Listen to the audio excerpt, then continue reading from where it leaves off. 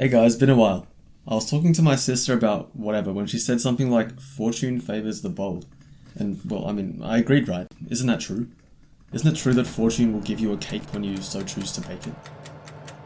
Oh look, it's done! I decided that I too would bestow upon myself fortune and make this video, because it's interesting and you'll stay to watch. That saying, actually, fortune favors the bold, is a translation from the Latin phrase Audentes fortunae. to emphasize the rewards of courage and bravery, particularly within military organizations. You can see there actually this lady looking, very fortunate there with the whole money and the livestock. Very well off socially for a time. It's very ancient actually, this phrase, older than I thought. The very first attestable use, according to this page, is a comedy play by Terence in 151 BC. What happened in 151 BC? Carthage, right. Next bit. Pliny the Younger quotes his uncle, the Elder, as using the phrase when deciding to go investigate the eruption of Mount Vesuvius. Yeah, that one. In 79 AD, in the hope of helping his friend Pomponianus. Fortune, he said, favors the brave. Head for Pomponianus. Goodness, he was unfortunately not very fortunate. There's a similar phrase here that means fortune favors the prepared mind. Louis Pasteur, the guy I'm sure you've all learned about in biology in high school. Wow, so he cool. expressed it as, okay. Dans le champ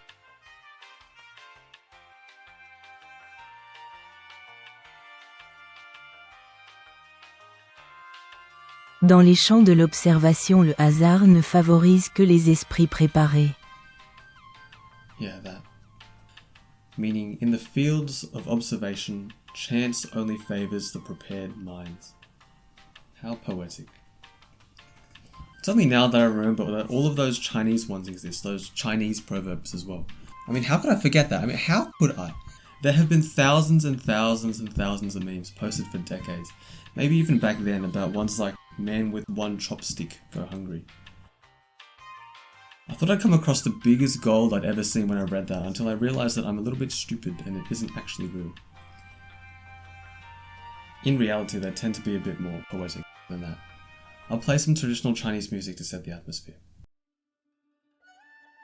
That one comes from, a single log cannot prop up a building, meaning that one alone cannot accomplish everything by themselves. When the winds of change blow, some build walls and others build windmills. Some resist change while the others harness it for gain. To win the battle, retain the surprise. Large chickens don't eat small rice. Suppress your desire for glory, and you'll never be disappointed. It's actually funny because this emperor is apparently famous for being one of the first successful Chinese leaders to prevent flood damage through some clever engineering work. Even though he's from 2100 BC, there's still a ton of records about him. Apparently he dedicated himself to saving all of China from flooding, sacrificing even his own family life. So he did end up getting a lot of that glory that he claims to denounce. He also apparently slayed a 9-headed snake monster. Go you. Along that line of mythical monsters, there's this one as well. Speak of the devil. This one comes from England's Middle Ages, though variations of this are actually surprisingly common across the entire world. There's of course a Chinese version. Ugh.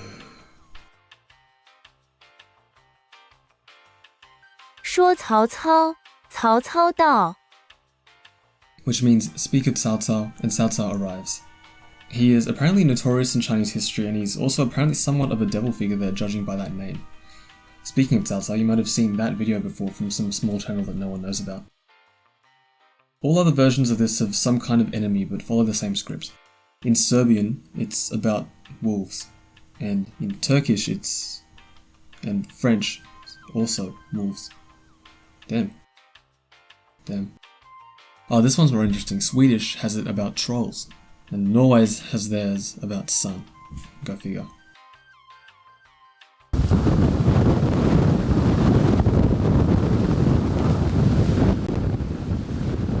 The winter is long and cold.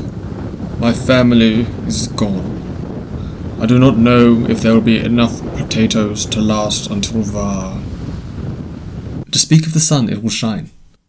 What? We've gone super deep into the past, but let's not forget that there's a lot of surprisingly modern ones as well. They probably just don't register as them because they're sort of said all the time. Like, comparison is a thief of joy. From this guy, US President Theodore Roosevelt, who was surprisingly level-headed for someone who suffered so much. Someone he would have supported for their humble origin and philanthropy. I support this person for his humble origin and philanthropy. Was Henry Ford. A guy like that couldn't not have made his own fair share of surprisingly deep sayings. Whether you think you can or you can't, you're right. Quality means doing it right when no one else is looking. Don't find fault, find a remedy. Failure is the opportunity to begin things again, this time more intelligently. And that saying is the origin of this one. Work smarter, not harder. Ain't that right, Ford? Ain't that right? Like they say, you miss 100% of the shots that you don't take. Like how you miss the chance to see new videos if you don't subscribe. Subscribe for more.